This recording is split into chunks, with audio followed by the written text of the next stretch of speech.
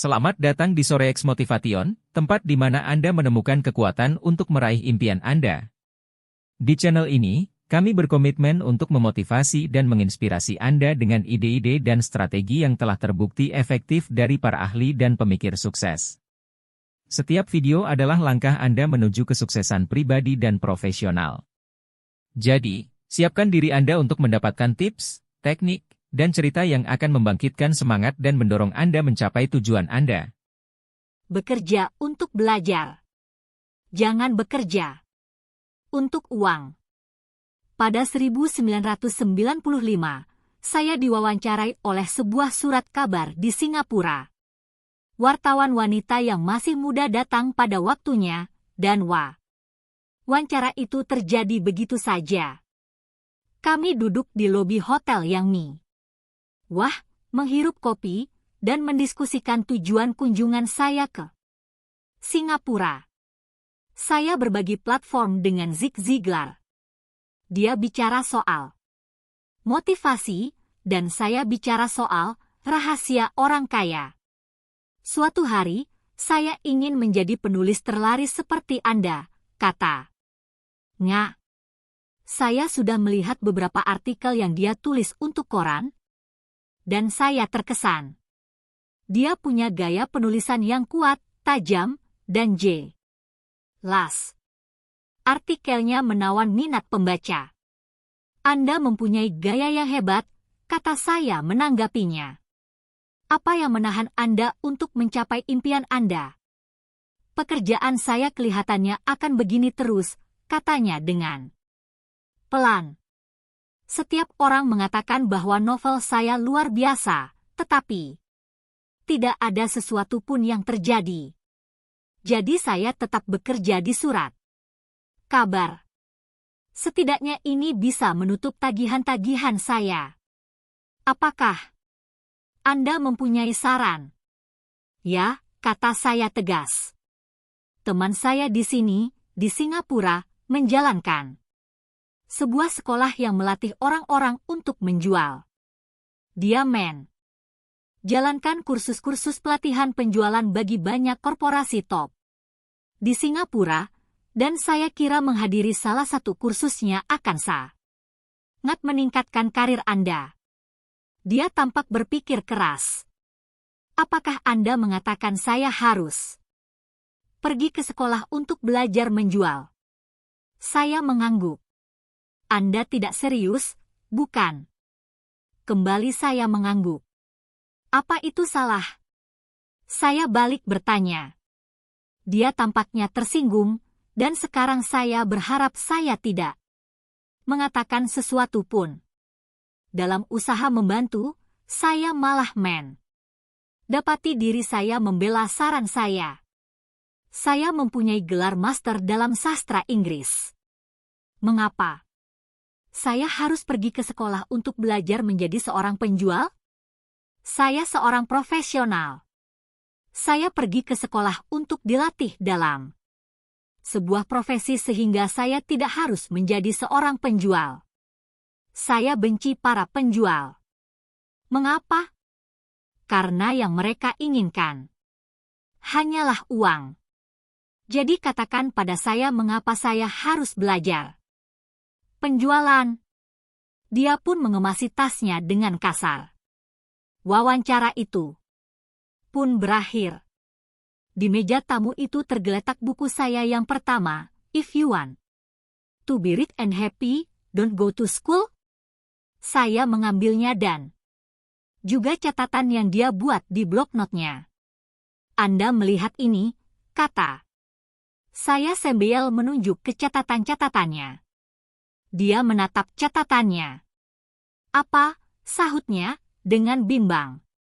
Dengan sengaja, saya pun menunjuk catatannya lagi. Di blok notnya dia menulis, Robert Kiyosaki, best-selling author. Yang tertulis adalah, best-selling author, penulis dengan penjualan terbaik, bukan best-writing author, penulis tulisan terbaik. Matanya langsung terbuka. Saya penulis yang mengerikan. Anda penulis yang hebat. Saya pergi ke sekolah penjualan. Anda mempunyai gelar master.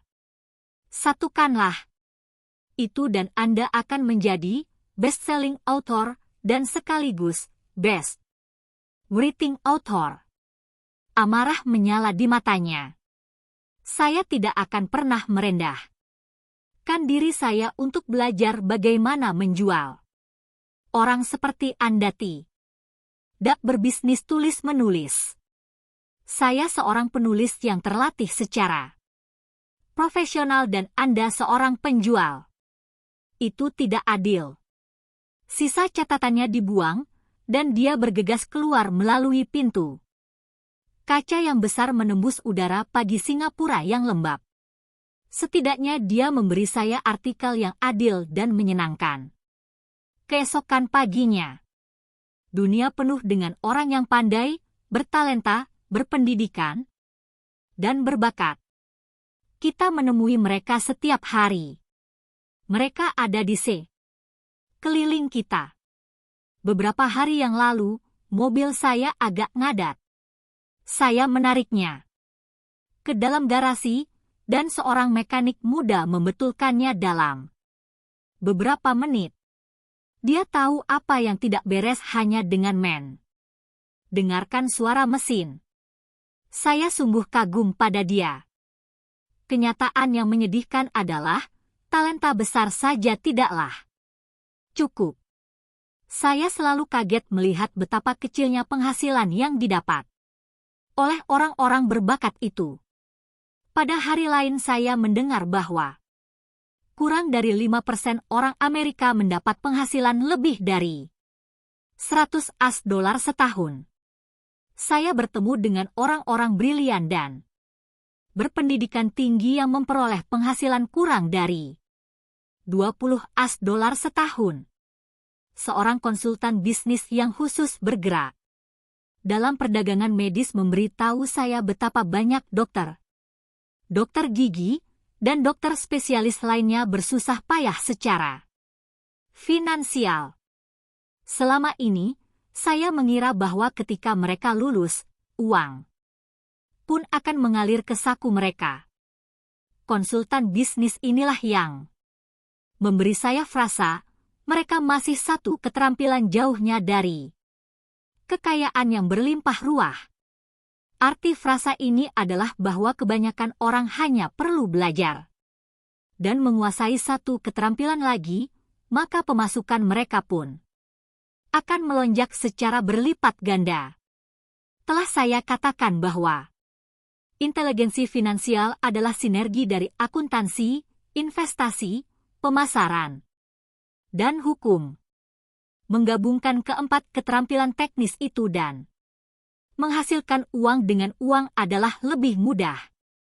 Bila menyangkut soal uang, satu-satunya keterampilan yang paling diketahui oleh kebanyakan orang adalah bekerja keras.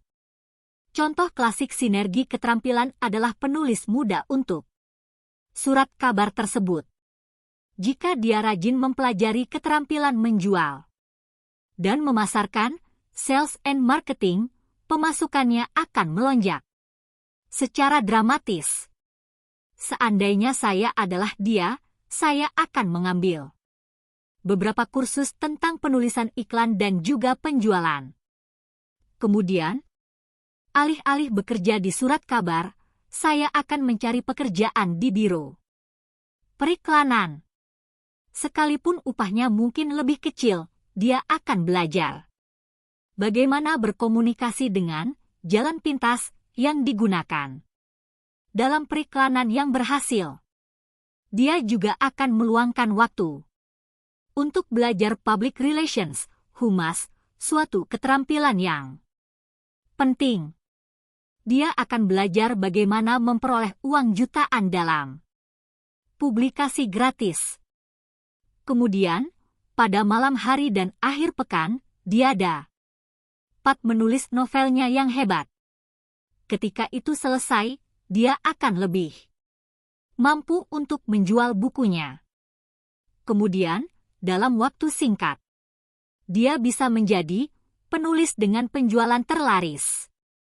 Ketika saya pertama kali datang dengan buku saya If You Want to Be Rich and Happy, Don't Go to School, sebuah penerbit menyarankan agar saya mengubah judulnya menjadi The Economics of Education. Saya memberitahu penerbit itu bahwa dengan judul seperti itu, saya akan menjual 2 buku, 1 kepada keluarga saya, dan 1 kepada sahabat terbaik saya. Masalahnya adalah, mereka berharap saya memberikannya secara gratis. Judul jelek If You Want to Be Rich and Happy, Don't Go to School? Dipilih karena kami tahu hal itu akan mendapat ratusan publikasi. Saya pro pendidikan dan percaya pada perbaikan pendidikan. Kalau tidak, mengapa saya terus mendesak UN untuk mengubah sistem pendidikan kita yang kuno?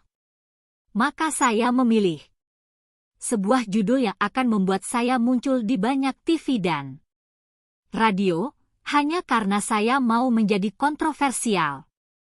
Banyak orang berpikir saya ini kacangan, tetapi buku itu terjual dan terjual. Itu sebabnya buku ini masuk daftar terlaris selama minggu pertama buku ini terbit ketika saya lulus dari West Merchant Marine Academy pada 1969. Ayah saya yang berpendidikan senang Standard Oil dari California mempekerjakan saya untuk armada kapal tangki minyaknya. Saya adalah klasi tingkat 3 dan upahnya rendah dibandingkan dengan teman sekelas saya, tetapi itu lumayan untuk sebuah pekerjaan real. Pertama setelah lulus perguruan tinggi.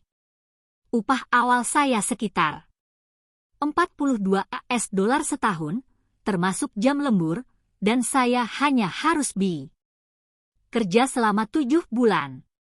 Saya mempunyai 5 bulan untuk liburan. Jika saya mau, saya bisa ikut berlayar ke Vietnam dengan perusahaan pengapalan tambahan, dan dengan mudah menggandakan upah saya ketimbang mengambil liburan 5 bulan. Saya mempunyai karir yang bagus di depan mata, namun saya mengundurkan diri setelah 6 bulan bekerja di perusahaan tersebut dan bergabung dengan Marine Corps untuk belajar bagaimana terbang. Ayah saya yang berpendidikan sangat terpukul dan kecewa. Ayah yang kaya mengucapkan selamat pada saya. Di sekolah dan di tempat kerja, pendapat populer adalah ide tentang spesialisasi, yakni untuk mendapatkan uang lebih banyak atau dipromosikan, Anda harus mengambil spesialisasi. Itu sebabnya para dokter medis selalu mencari spesialisasi. Hal yang sama juga berlaku untuk akuntan, arsitek, pengacara, pilot, dan lain-lain. Ayah saya yang berpendidikan percaya pada dogma yang sama itu. Itu sebabnya dia sangat bersemangat ketika dia akhirnya mencapai gelar doktoralnya. Dia sering mengakui bahwa sekolah mengganjar orang yang semakin banyak belajar tentang apa yang kurang. Ayah yang kaya mendorong saya untuk melakukan hal yang baliknya. Kamu ingin tahu sedikit tentang apa yang banyak adalah sarannya. Itu sebabnya selama bertahun-tahun saya bekerja di bidang yang berbeda dalam perusahaannya. Untuk sementara, saya bekerja dalam departemen akuntansinya. Meskipun mungkin saya tidak akan pernah menjadi akuntan, dia ingin saya belajar lewat osmosis, pelajaran pengertian yang berangsur-angsur. Ayah yang kaya tahu saya akan mengambil jargon dan pengertian akan apa yang penting dan apa yang tidak penting. Saya juga bekerja sebagai kenek dan pekerja bangunan, dan juga penjualan, pemesanan, dan pemasaran. Dia mengurus Mark dan saya. Itu sebabnya dia desak kami duduk dalam pertemuan dengan para bankir, pengacara, akuntan, dan brokernya.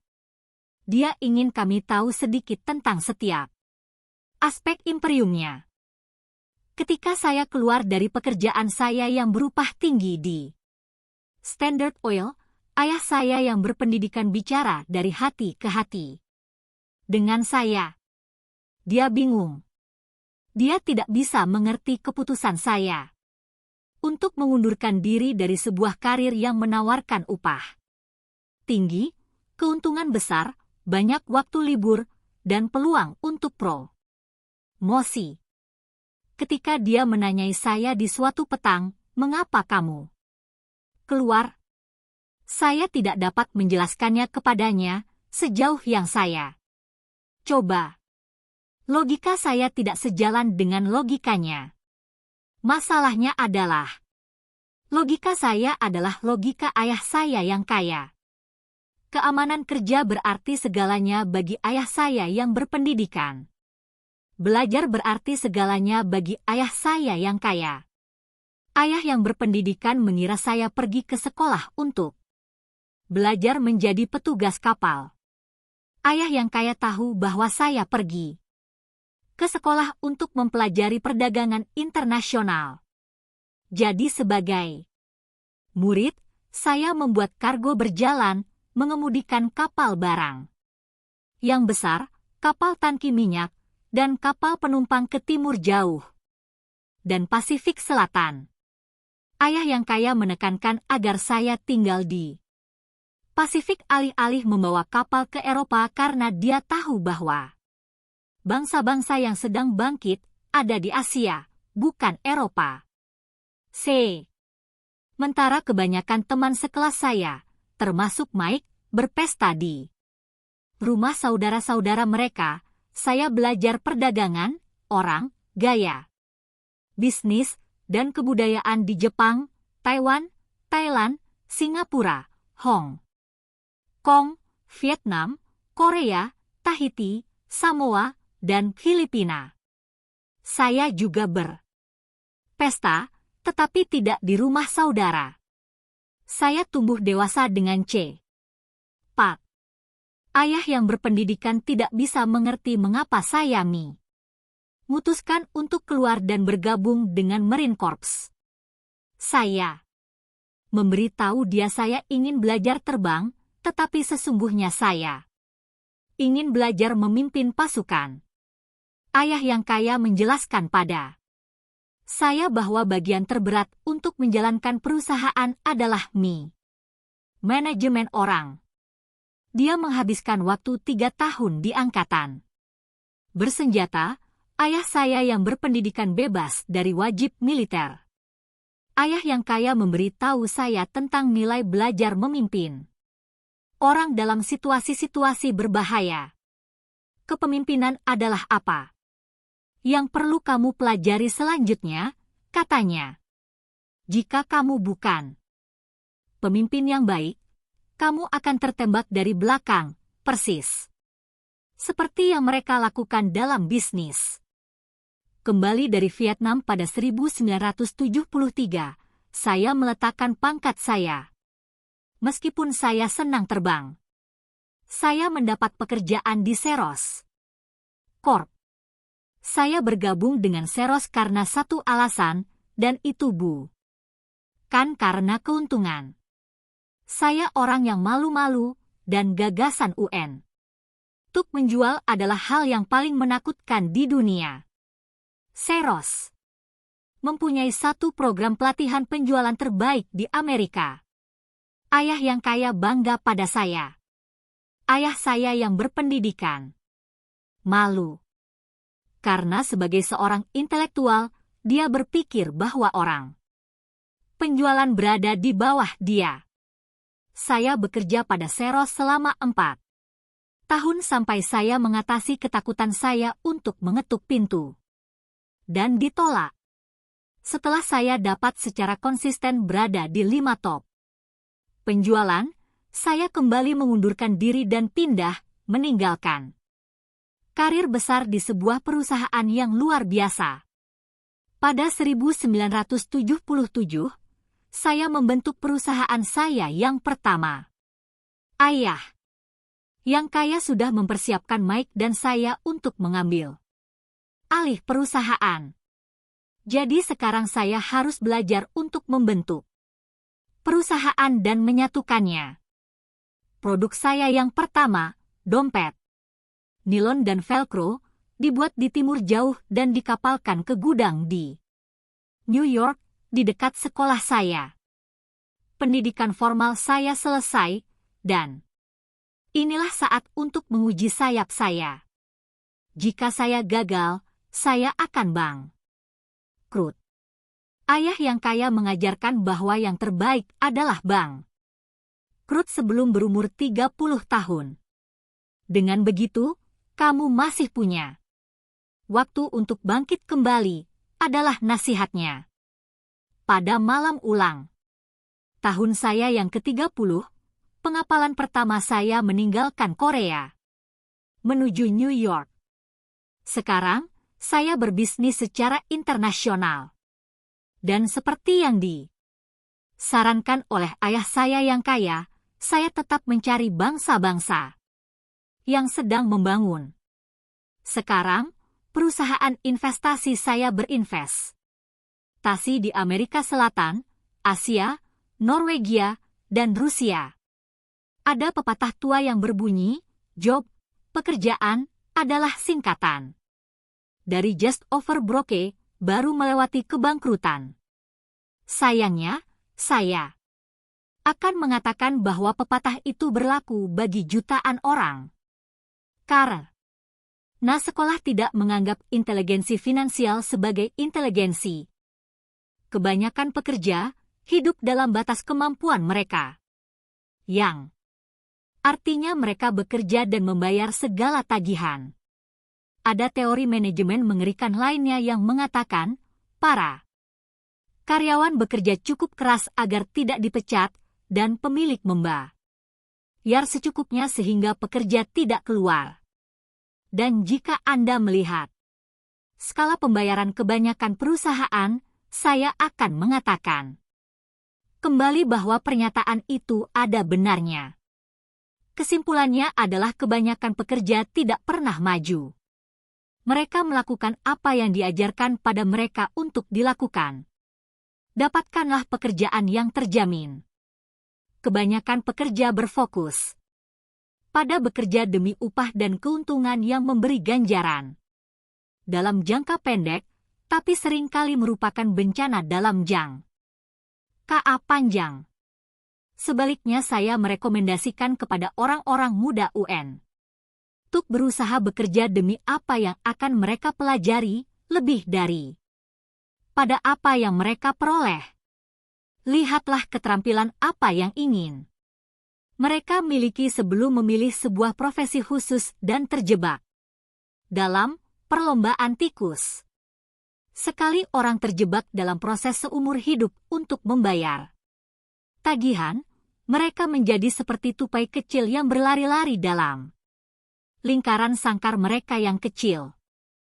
Kaki-kaki kecil mereka yang berbulu berputar mati-matian, sangkarnya pun berputar kencang, tetapi ketika esok tiba, mereka masih tetap berada dalam sangkar yang sama. Pekerjaan yang hebat. Dalam film Jerry Maguire, yang dibintangi Tom Cruise, ada banyak kata-kata hebat yang bisa kita dengar. Barangkali yang paling diingat adalah, tunjukkan uangnya pada saya. Tetapi ada satu kata yang saya pikir paling jujur. Itu muncul ketika Tom Cruise meninggalkan perusahaan. Dia baru saja dipecat, dan dia bertanya pada seluruh perusahaan, siapa yang ingin mengikuti saya? Dan seluruh tempat itu menjadi diam dan beku. Hanya satu wanita yang bersuara, saya mau. Tetapi saya akan dipromosikan dalam 3 bulan mendatang. Barangkali itu adalah pernyataan yang paling jujur dalam seluruh film itu. Ini adalah tipe pernyataan yang digunakan orang untuk Selalu membuat diri mereka sibuk bekerja guna melunasi tagihan.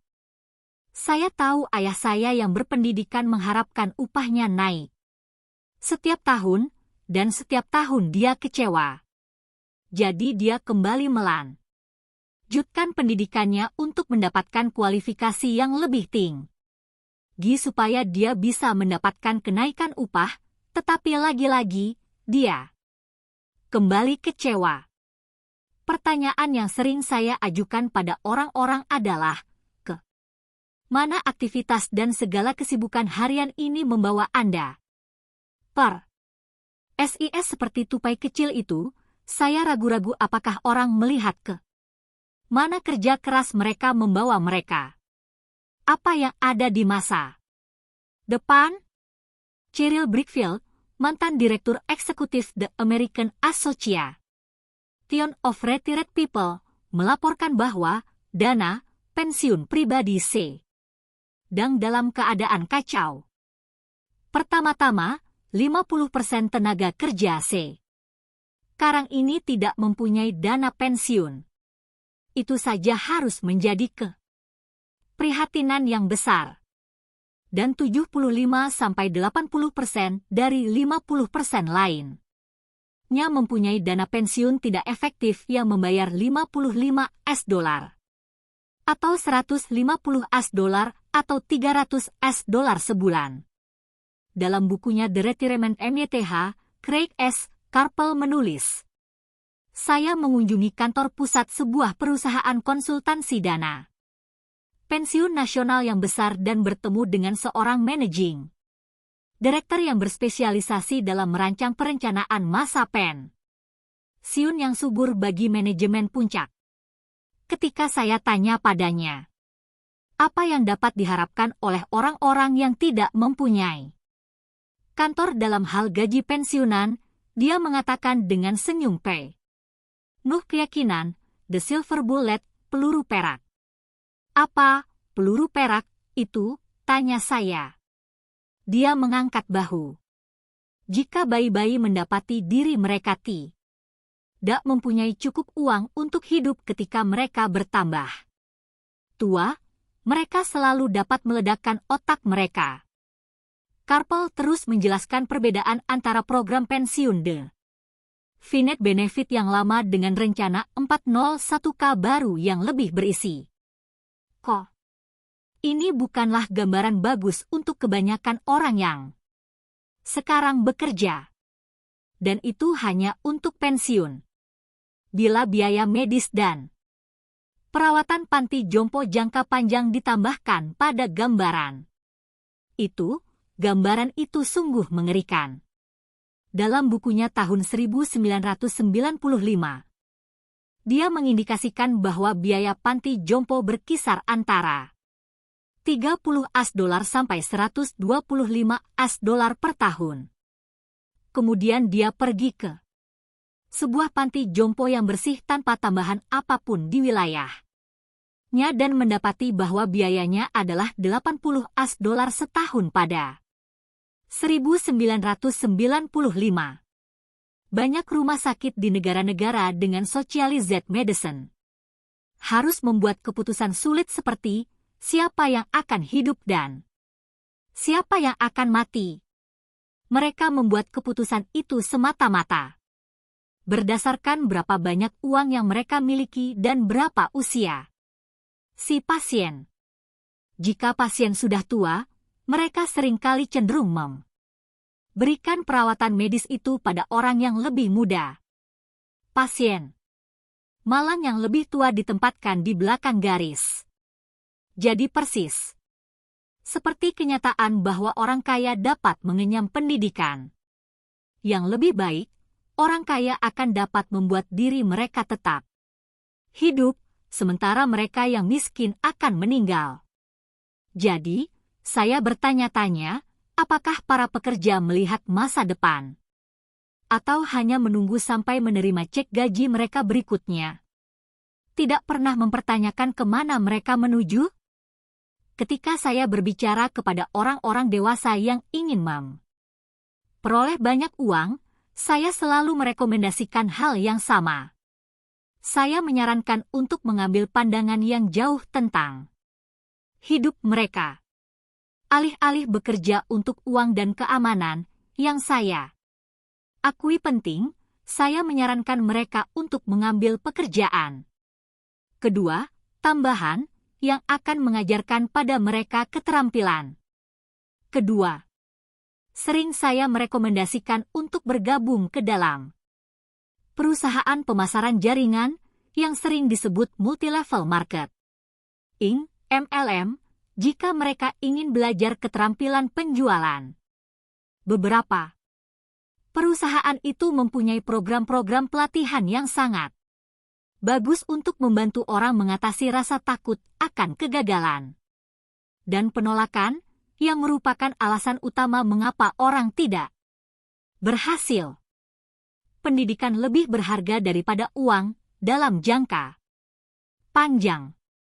Ketika saya memberikan nasihat ini, saya sering mendengar tanggapan, "Oh, itu terlalu rumit dan menyulitkan," atau "Saya hanya ingin melakukan apa yang menarik bagi saya."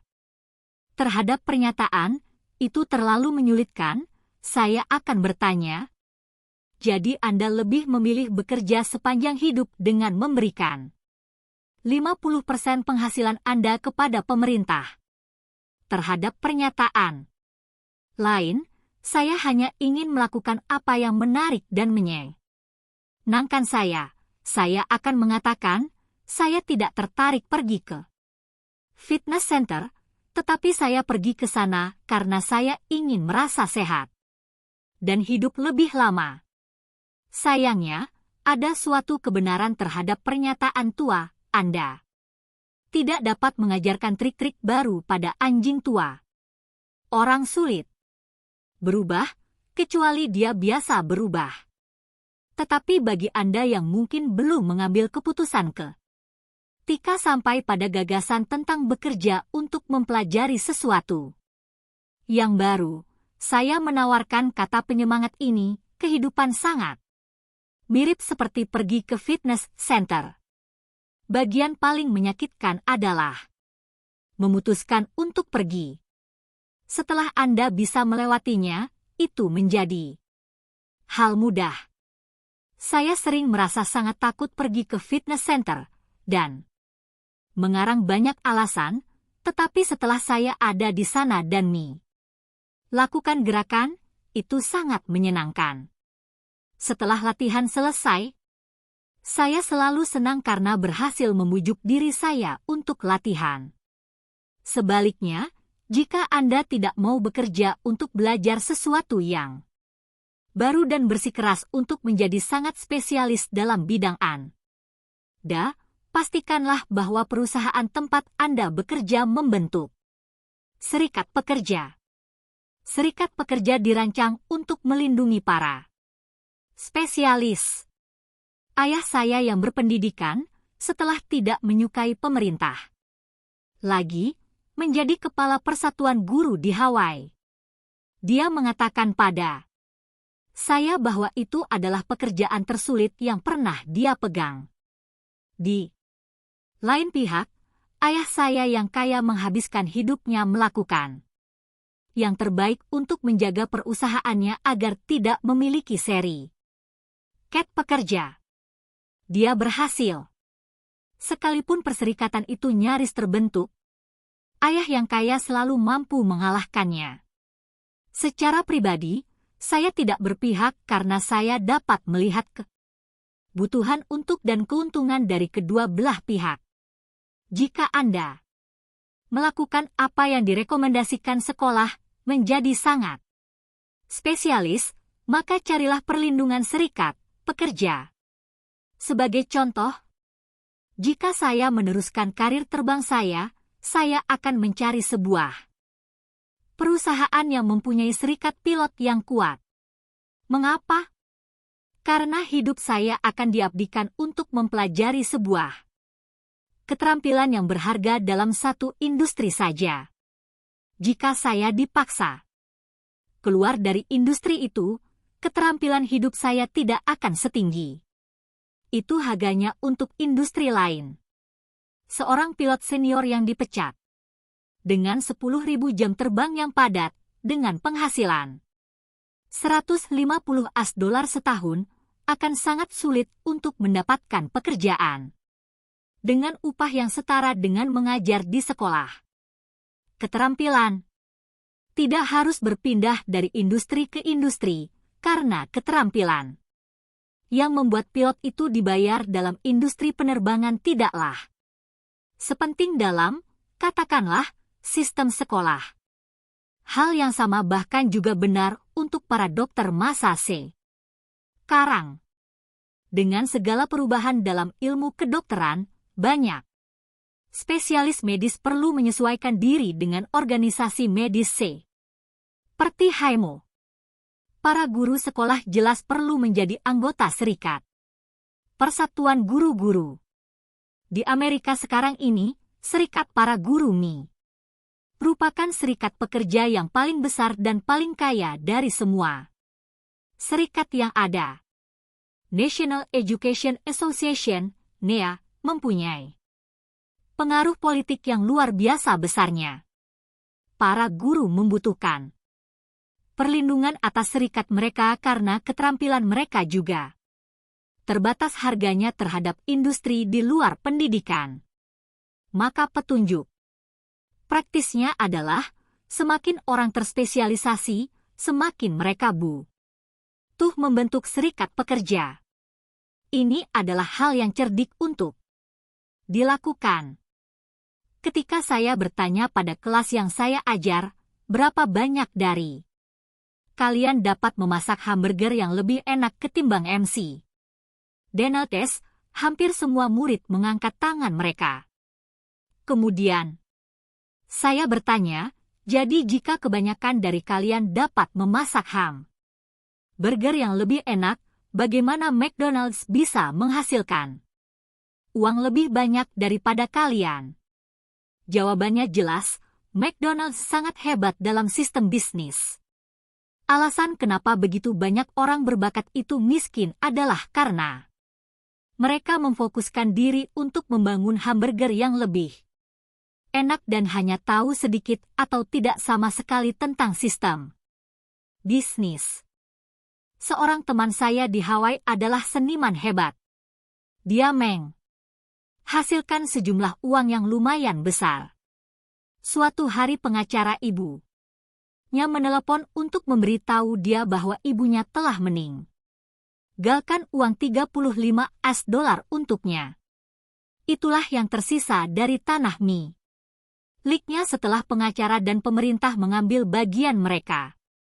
Dengan segera, dia melihat peluang untuk meningkatkan bisnisnya dengan menggunakan uang ini untuk beriklan. 2 bulan kemudian, iklan pertamanya yang 4 warna dan 1 halaman penuh muncul di sebuah majalah mahal yang targetnya adalah orang-orang yang sangat kaya. Iklan berjalan selama 3 bulan. Dia tidak menerima tanggapan dari iklan itu, dan semua warisannya habis. Sekarang dia ingin menuntut majalah itu karena penyajian yang keliru. Ini adalah sebuah kasus umum yang dialami seseorang yang dapat membuat hamburger yang enak, tetapi tahu sedikit soal bisnis.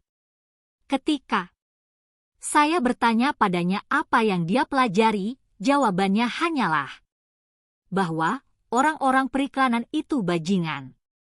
Kemudian saya bertanya, apakah dia bersedia untuk mengambil kursus penjualan dan kursus pemasaran langsung, direct marketing?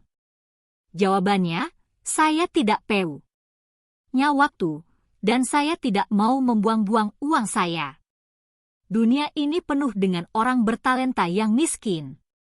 Terlalu sering mereka miskin atau bersusah payah secara finansial atau dapat penghasilan kurang daripada yang mereka mampu, bukan karena apa yang mereka ketahui tetapi karena apa yang tidak mereka ketahui. Mereka berfokus pada menyempurnakan keterampilan mereka untuk membuat hamburger yang lebih enak ketimbang keterampilan menjual dan menyajikan hamburger. Mungkin McDonald's tidak membuat hamburger yang terbaik, tetapi mereka adalah yang terbaik dalam menjual dan menyajikan burger. Ayah yang miskin menginginkan saya untuk menjadi spesialis. Itulah pandangannya tentang dibayar lebih banyak. Bahkan setelah diberitahu oleh pemerintah Hawaii bahwa dia tidak dapat bekerja lebih lanjut sebagai pegawai negeri, ayah saya yang berpendidikan terus mendorong saya untuk berspesialisasi. Ayah yang berpendidikan kemudian mempelajari alasan keberadaan serikat para guru, menyerukan perlindungan dan keuntungan lebih lanjut bagi para profesional yang memiliki keterampilan tinggi dan berpendidikan itu. Kami sering adu argumentasi, tapi saya tahu dia tidak pernah menyetujui bahwa spesialisasi yang sempit adalah penyebab perlunya perlindungan serikat. Dia tidak pernah mengerti bahwa semakin Anda terspesialisasi, semakin Anda terjebak dan tergantung pada keahlian khusus itu. Ayah yang kaya menasihati agar Mike dan saya merawat diri kami sendiri. Banyak korporasi melakukan hal yang sama. Mereka merekrut mahasiswa muda yang cemerlang lulusan sekolah bisnis dan mulai merawat orang itu agar suatu hari nanti mengambil alih perusahaan itu.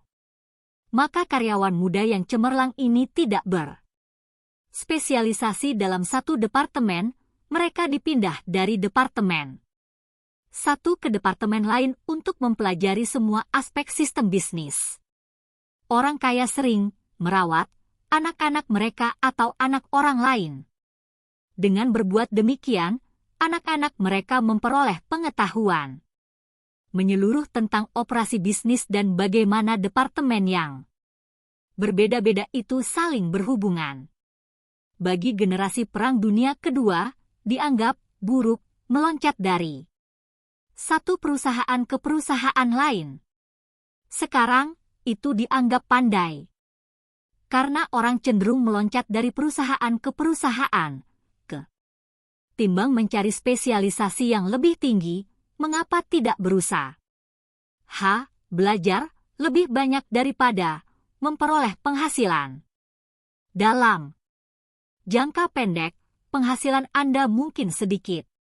Dalam jangka panjang, itu akan memberi hasil dalam dividen besar. Keterampilan manajemen utama yang dibutuhkan untuk sukses adalah 1. Manajemen arus kas. 2. Manajemen sistem, termasuk diri Anda dan waktu bersama keluarga.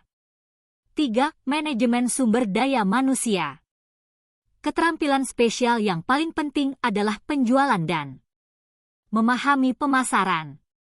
Adalah kemampuan untuk menjual, karena itu berkomunikasi dengan manusia lain, menjadikannya pelanggan, karyawan, bos, pasangan, suami, istri, atau anak yang merupakan keterampilan dasar dari kesuksesan pribadi. Keterampilan berkomunikasi seperti menulis, berbicara, dan bernegosiasi itulah yang penting untuk kehidupan yang sukses. Itulah keterampilan yang saya tekuni secara konsisten, menghadiri kursus atau membeli kaset-kaset pendidikan untuk memperluas pengetahuan saya. Seperti telah saya sebutkan, ayah saya yang berpendidikan bekerja semakin keras dan dia menjadi semakin kompeten. Dia juga menjadi semakin terjebak ketika dia menjadi semakin terspesialisasi. Sekalipun gajinya naik, pilihannya semakin hilang. Setelah dia tidak dapat masuk menjadi karyawan pemerintah, dia mendapati betapa rentan dia sesungguhnya secara profesional. Sekali posisi mereka yang bergaji tinggi hilang, mereka hanya mempunyai keterampilan terbatas untuk dijadikan sandaran. Saya kira itu sebabnya ayah saya yang berpendidikan sangat berpihak pada serikat pekerja setelah kasus itu. Dia nyadari betapa banyak serikat pekerja akan menguntungkannya. Ayah yang kaya mendorong Mike dan saya untuk mengetahui sedikit tentang banyak hal. Dia mendorong kami untuk bekerja dengan orang-orang yang lebih pandai daripada kami dan menyatukan orang-orang yang pandai untuk bekerja sebagai tim. Sekarang hal itu disebut sinergi spesialisasi profesional.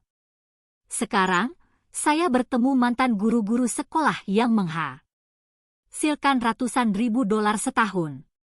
Mereka memperoleh begitu banyak karena mereka mempunyai keterampilan yang terspesialisasi dalam BI. Dan mereka dan juga bidang lainnya.